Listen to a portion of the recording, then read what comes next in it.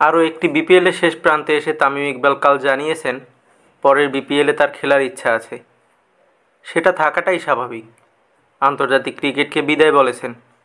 ঘরোয়া ক্রিকেটকে তো নয়, শুধু বিপিএল কেন, আসন্ন প্রিমিয়ার লিগেও তামিমের খেলার সম্ভাবনা আছে। এছাড়া সুযোগ পেলে বিভিন্ন দেশে হওয়া সাবেক ক্রিকেটারদের টুর্নামেন্ট লিজেন্ড লিগেও খেলার ইচ্ছা আছে তার। কাজেই বাংলাদেশ দলের জার্সিতে না খেললেও এখনই ক্রিকেট মাঠ ছাড়ছেন না তামিম ইকবাল। অবশ্য গুঞ্জন সত্যি করে অদূর ভবিষ্যতে তিনি সংগঠক হিসেবে আত্মপ্রকাশ করলে কী হবে, সেটি ভিন্ন কথা। জাতীয় দলে যেহেতু আর খেলছেন না, বাংলাদেশ ক্রিকেট বোর্ড বিসিবি সিদ্ধান্ত নিয়েছে তামিম ইকবালকে বিদায়ী সম্মাননা জানানোর। আপাতত ঘরের মাঠে আন্তর্জাতিক কোনো ইভেন্ট নেই। বিপিএলের আজকের ফাইনালটিকেই তাই তামিম ইকবালের বিদায়ী উপলক্ষ হিসেবে বেছে নিয়েছে বিসিবি। মিরপুরে অনুষ্ঠেয় বিপিএল ফাইনালের পুরস্কার বিতরণী অনুষ্ঠানের আগে তার হাতে বিদায়ী স্মারক তুলে দেওয়া হবে।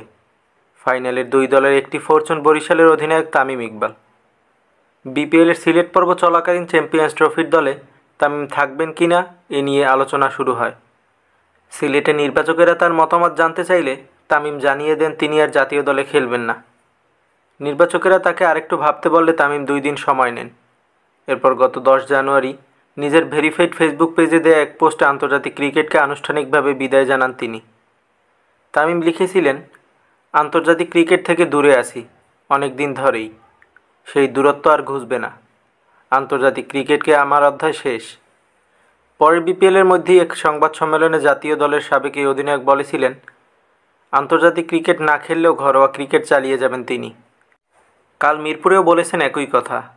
এর আগে 2023 সালের জুলাই আফগানিস্তান সিরিজের মধ্যে অনেকটা অভিমান থেকে আন্তর্জাতিক ক্রিকেটকে বিদায় বলেছিলেন তামিম।